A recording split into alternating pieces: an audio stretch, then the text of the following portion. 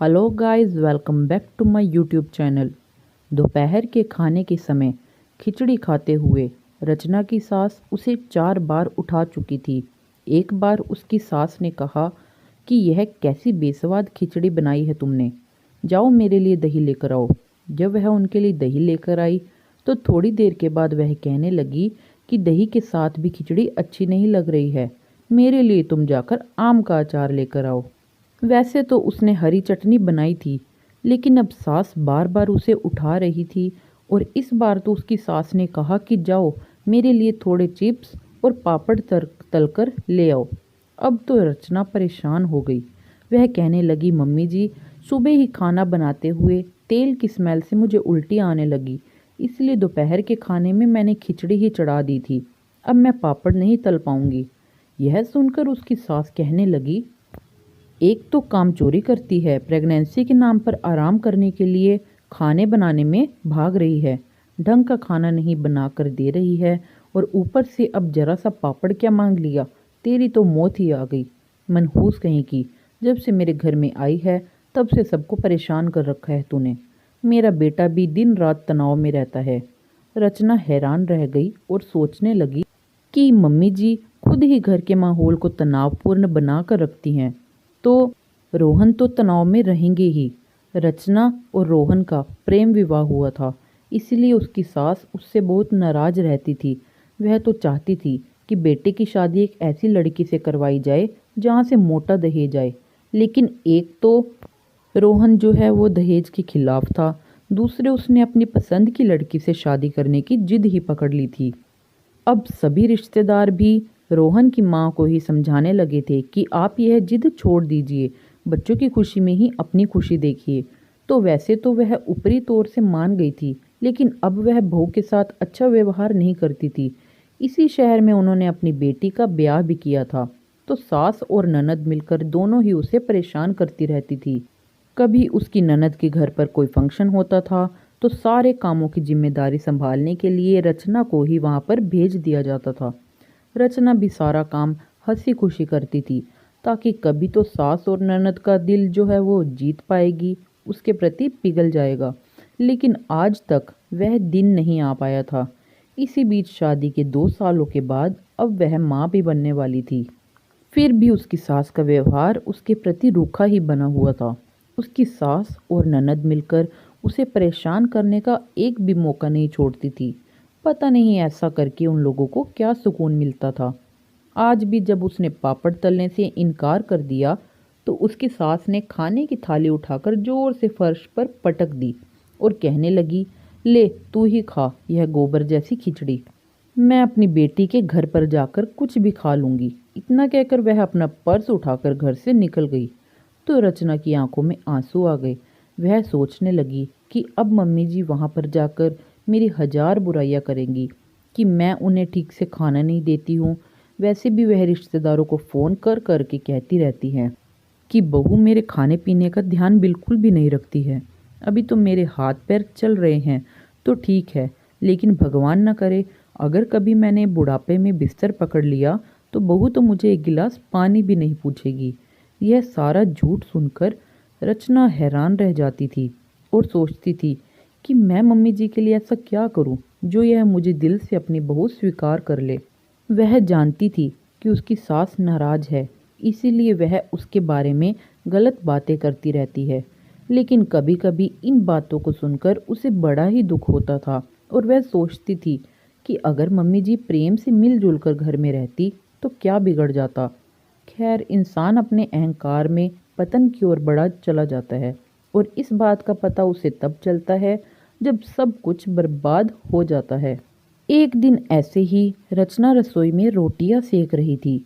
उसके पति रोहन ने सब्जी बना दी थी और वह ऑफिस चला गया था, क्योंकि उसे पता था कि आजकल खाना बनाते हुए उसकी पत्नी को उल्टी आने लगती है।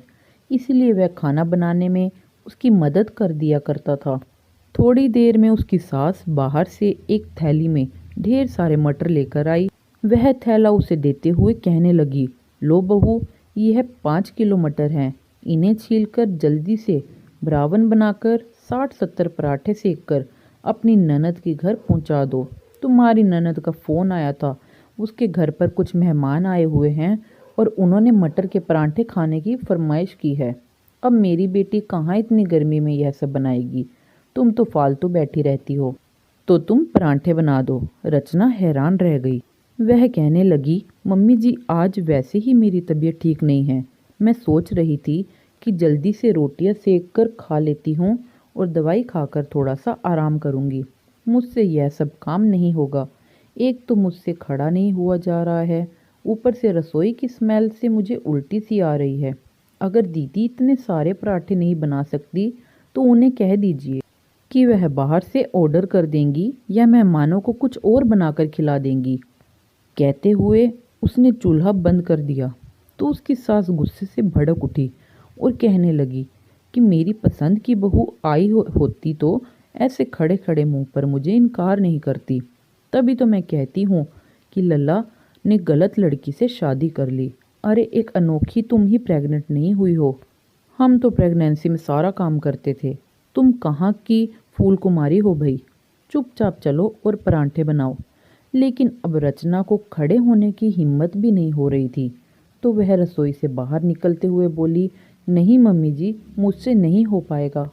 तब उसकी सास ने बहू के बाल पकड़कर उसे फर्श पर धकेल दिया तो वो पेट के बल गिर पड़ी और दर्द से छटपटा उठी। फर्श पर खून बहने लगा था। अब तो उसकी सास थोड़ी घबरा गई और बहू को उठाने की कोशिश करने लगी, लेकिन रचना दर्द से बेहाल हुई जा रही थी, उससे उठा ही नहीं जा रहा था। तभी अचानक से एक पड़ोसन घर पर आ गई और ये नज़ारा देखते ही चीखते हुए मदद के लिए बाहर की ओर भागी। एक पड़ोसी ने फुर्ती दिखाई, वह जल्दी से ऑटो बुला कर ले आया और तब उसकी सास उसे लेकर हॉस्पिटल जाने के लिए निकली। रास्ते में डरते हुए सास ने रोहन को फ़ोन लगा दिया और कहा कि जल्दी से हॉस्पिटल आ जा। रोहन घबरा उठा कि अचानक से रचना को क्या हो गया। सुबह तो वह उसे भली चंगी छोड़कर आया था। जब वह अस्पताल पहुंचा तो वहां पर एक बुरी खबर उसका इंतजार कर रही थी। रचना का बच्चा अब इस दुनिया में नहीं था। साथ ही डॉक्टर ने यह भी बताया था कि रचना अब कभी भी मां नहीं बन पाएगी। यह सब सुनकर रोहन सिर पकड़कर बैठ गया। इधर उसकी माँ भी बहुत घबरा गई थी कि अब बेटा उन्हें क्या क्या सुनाएगा। उधर बहू बेहोश पड़ी थी, इसीलिए अभी तक वह किसी को कुछ बता नहीं पाई थी। उसकी सास सोचने लगी कि अगर बहू भी इस दुनिया में ना रहे तो शायद मैं बच सकती हूँ। इसलिए वह दबे पांव रूम में गई और तकिया उठाकर जैसे ही वह बहू को मारने की कोशिश करने लगी, वैसे ही हेड नर्स दौड़कर भीतर आई और चिल्लाते हुए कहने लगी, माताजी यह आप क्या कर रही हैं?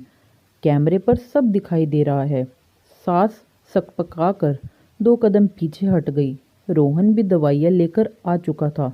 नर्स ने जब उसकी माँ की हरकत के बारे में बताया तो रोहन गुस्से से चीख उठा, माँ यह आप क्या कर रही थी? आपका दिमाग तो ठिकाने पर है ना? उसकी माँ शर्मिंदा सी खड़ी थी, उनका चेहरा डर के मारे पीला पड़ चुका था। जब रचना को होश आया और उसने रोते हुए बताया कि कैसे उसकी सास ने उसे धक्का देकर गिराया था, तब रोहन का पारा क्रोध से 7वें आसमान पर चढ़ गया। वैसे भी उसने देख लिया था कि माँ ने उसकी पत्नी की जान लेने की कोशिश की है।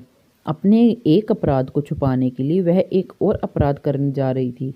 हॉस्पिटल के स्टाफ ने पुलिस को फ़ोन कर दिया था। रोहन बस रचना को संभालने में लगा हुआ था। उसकी माँ अब उसे अपराधी की तरह दिखाई दे रही थी। पुलिस ने उसकी माँ को गिरफ्तार कर लिया था। उसकी माँ अब पछतावे से भर उठी थी क्योंकि उनके गुनाहों की अब उन्हें असली सज़ा मिल रही थी।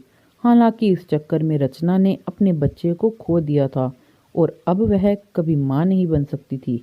लेकिन अब उसे आपराधिक मानसिक प्रवृत्ति वाली सास के साथ नहीं रहना था।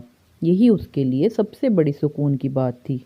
रोहन ने उसे सांत्वना दी और कहा कि जब वह स्वस्थ हो जाएगी तो वह लोग किसी अनाथ आश्रम से कोई छोटा बच्चा गोद ले लेंगे, क्योंकि वह रचना के जीवन के खालीपन को भरना चाहता था। हालांकि रचना के तन मन पर जो घाव लगे थे उसकी वजह से वह डिप्रेशन में चली गई थी और 2 सालों तक काउंसलिंग करवाने के बाद ही वह धीरे धीरे सामान्य हो पाई थी। उसके बाद ही रोहन ने बच्चा गोद लेने का प्रयास करना शुरू कर दिया था, क्योंकि पहले अगर वह बच्चा गोद ले लेता तो रचना तो किसी बच्चे को संभालने की स्थिति में ही नहीं थी।